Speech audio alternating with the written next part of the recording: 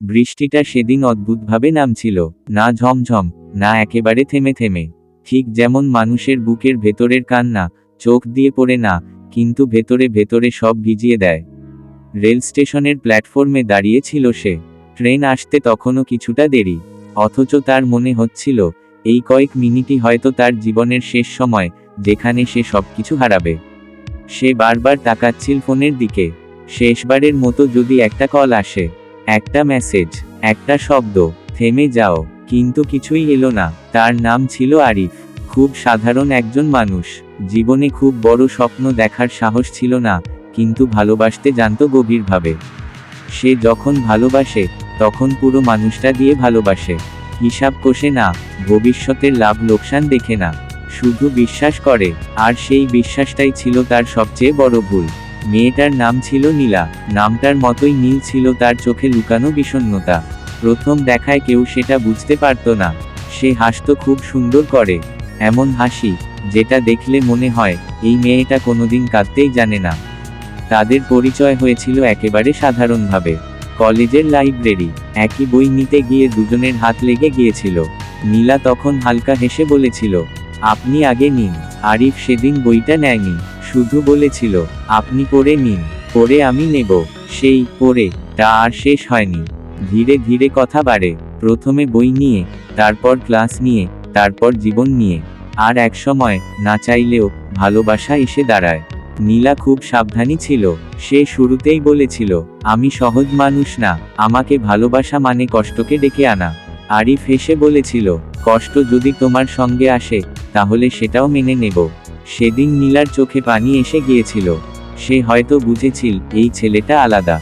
ভালোবাসার দিনগুলো খুব শান্ত ছিল, কোনো বড় চমক ছিল না, কিন্তু ছিল ছোট ছোট মুহূর্ত।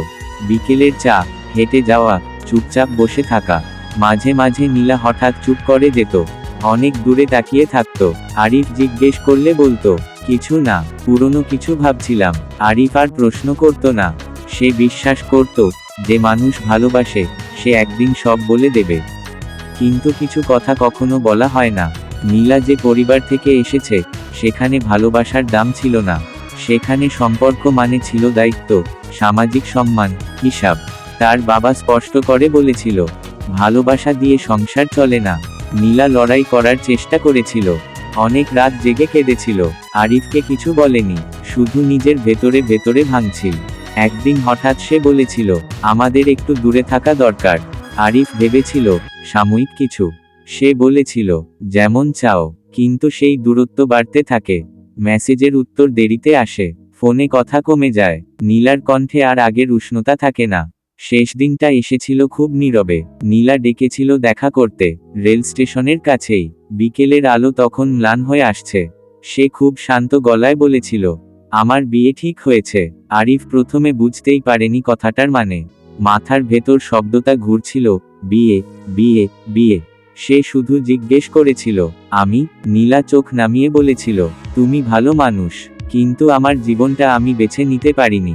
আরিফ কিছু বলছিল না, বুকের ভেতর একটা চাপা ব্যথা ধীরে ধীরে শ্বাস বন্ধ করে দিচ্ছিল। ট্রেনের হর্ন শোনা যাচ্ছিল দূর থেকে। নীলা উঠে দাঁড়িয়েছিল, চলে যাবে। ঠিক তখনই সে চিৎকার করে বলেছিল, তোমাকে ভুলতে পারবো না, যত দূরেই যাই, যত নতুন জীবনী শুরু করি, তোমাকে ভুলতে পারবো না। লোকজন তাকিয়েছিল, কিন্তু আরিফ কিছু শুনছিল না। তার কানে শুধু সেই কথাটা বাজছিল। ট্রেন চলে গিয়েছিল, নীলাও আরিফ থেকে গিয়েছিল। বছর কেটে যায়, আরিফ এখনো বেঁচে আছে, কাজ করে, হাসে, কথা বলে। কিন্তু ভেতরে কোথাও একটা জায়গা ফাঁকা।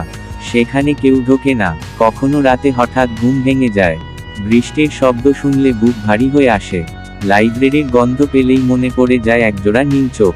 সে জানে, নীলা হয়তো সুখে আছে, হয়তো সন্তান হয়েছে, হয়তো হাসে। আর সে নিজেও জানে, ভুলে যাওয়াই সবচেয়ে সহজ ছিল। কিন্তু কিছু মানুষ ভুলে যাওয়ার জন্য আসে না, তারা আসে সারা জীবন থেকে যাওয়ার জন্য। আর সেই চিৎকারটা, তোমাকে ভুলতে পারবো না, সেটা শুধু কথাই ছিল না, সেটা ছিল এক জীবনের সত্য।